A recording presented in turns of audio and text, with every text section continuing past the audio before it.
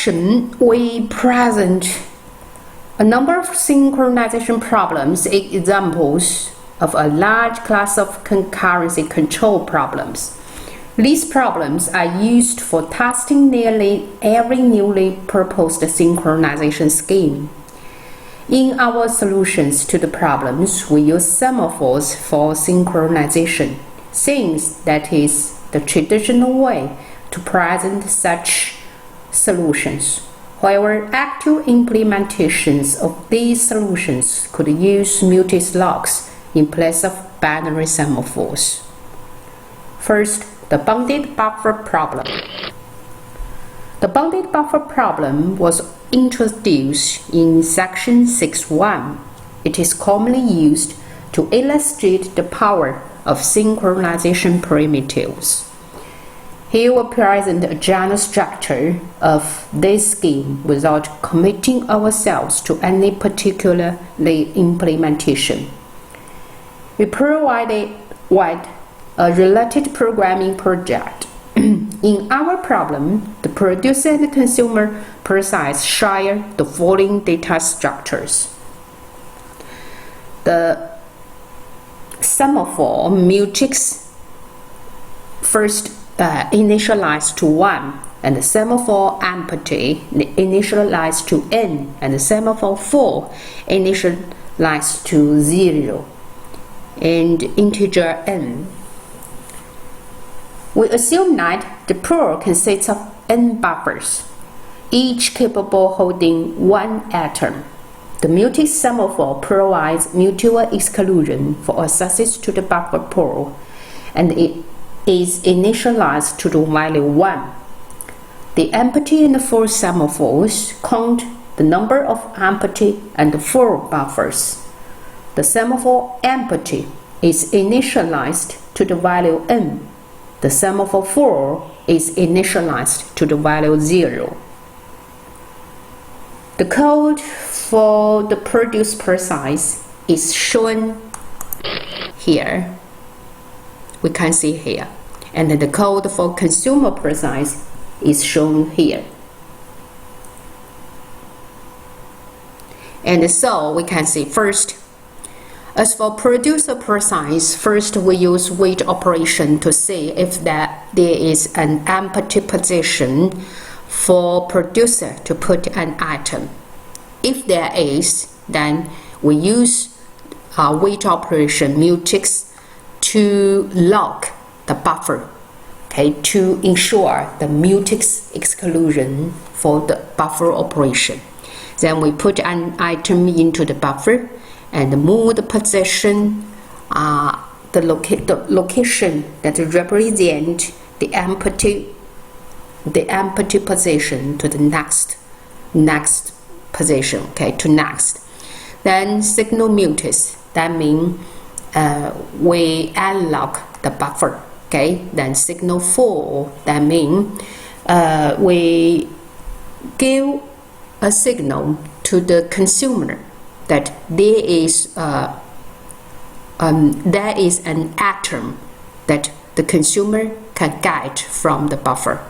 So as for consumer process, first it uses wait operation to get and to see if there is an item in the buffer, okay, can consume. If there is, then it uses the wait mutex, this mutex exclusion semaphore to lock the buffer, then get an item from the buffer and move the position, okay, move the location to the next full position in the buffer, okay. Then unlock the buffer because the consumer finished its operation on the buffer. Then signal empty, that means tell the producer there is an empty position for producer to put an item in the buffer. So you can see for empty and full, these two semaphores are used for synchronization. So the wait operation and the signal operation for the same semaphore in different processes, okay. And as for the mutex, it's used for mutex exclusion.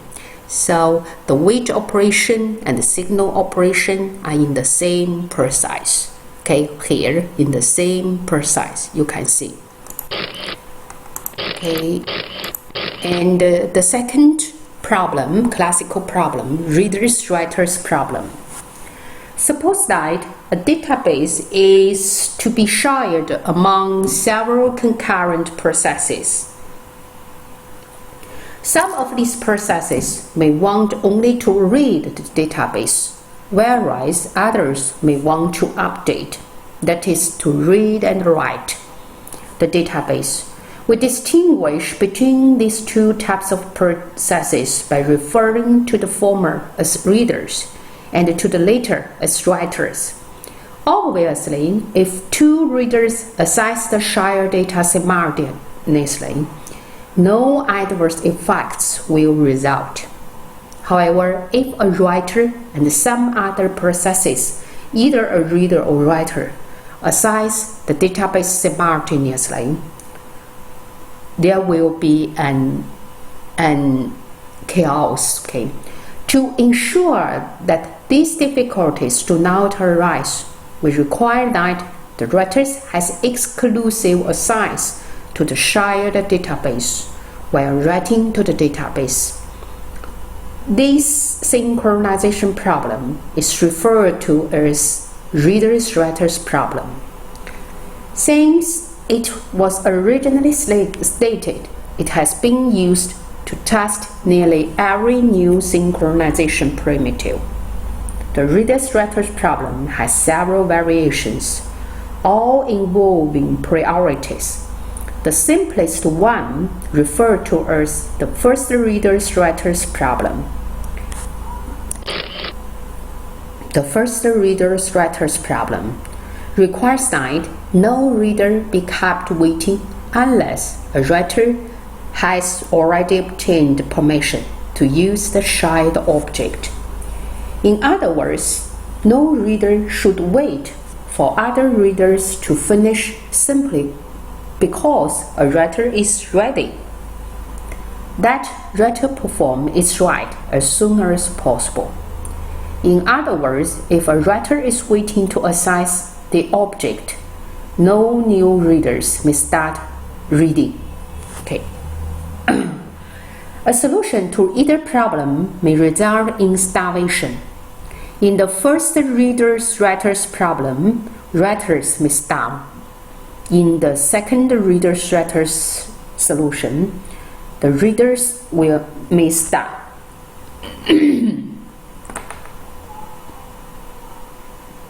Next, we present a solution to the first readers-writers problem. In the solution to the first readers-writers problem, the reader processes share the following data structures. Okay, here we have semaphore, mutex, and we have semaphore read count, and also we have semaphore WRT. Okay, the semaphore, mutex, and WRT are initialized to 1 to keep track of how many processes are currently reading the object. The variable read count is used to keep track of how many processes are currently reading the object. It is a common integer variable. The mutex, semaphore mutex, is used to ensure mutual exclusion when the variable read count is updated, because the variable read count is sharing data among all the readers. Okay? Every reader to access the shared file first has to access this variable read count. Okay. The semaphore WRT functions as a mutual exclusion for the readers. It is also used by the first or last reader that enters or exits the critical section. Of course, in Reader's Precise, the critical section is for reading the shared file. Of course, this semaphore WRT, it is not used by readers who enter or exit while other readers are in their critical sections. Okay, so let's see. This is reader-writer's problem. This is writer precise. We can see it is very simple. Okay. Before critical section, we use wait to see whether the sharing file can be accessed or can be accessed. Okay. So if can be accessed, we use this semaphore to lock the sharing file. Then the writer begins its writing. Okay. After finish writing, or we say finish its critical section, the writer will unlock the sharing file by signal operation. Of course, if other writer or reader are reading or writing the file, the writer has to wait here, okay, to be blocked in the waiting queue. Okay. So, as for reader precise, we say before begin reading, okay, he first has to change the read count because one more reader entered the system. So the read count has to be incremented by 1. Before assign this sharing data read count, we have to lock it, okay, to ensure exclusion assessing. Okay, so we use wait mutex. This semaphore is used for lock the read count. Okay, so we use wait mutex, and then read count plus incremented by 1 means one more reader enter into the system. And if we decide whether this reader is the first reader, if it is the first reader, we have to lock the file to see whether the file doesn't be accessed by the writer. If it doesn't accessed by writer, then the first reader has to lock it. Then we release or we unlock the lock for the read count. Okay, so we use this signal operation. After that, begin reading. This is critical section. Okay, after finishing reading, we do first because one reader leave the system, so we have to decrement it, the read count by 1. So before do this, we have to lock it to ensure the mutual exclusive operation. Okay, so we have to decide whether this reader is the last reader. If it is the last reader, he has to release the lock for the sharing file. Okay, to let the writer begin its writing. So we use signal operation to unlock the sharing file. After that, we unlock the lock for read count. We use this signal operation. Okay, so this is reader precise. The third problem, classical problem, is Dunning philosopher problem. The Dunning philosopher's problem. Consider 5 philosophers who spent their lives thinking and eating. The philosophers share a circular table surrounded by 5 chairs, each belonging to one philosopher. So, the chair is the local resource. If we say each philosopher is one precise, then the chairs are their local resource, okay, or private resource. And in the center of the table is a bowl of rice. and the table is laid with 5 single chopsticks. When a philosopher thinks, she does not interact with her colleagues. From time to time, a philosopher gets hungry and tries to pick up the 2 chopsticks that are closest to her. The chopsticks that are between her and her left and right neighbors. A philosopher may pick up only 1 chopstick at a time. Obviously, she cannot pick up a chopstick that is already in the hand of a neighbor.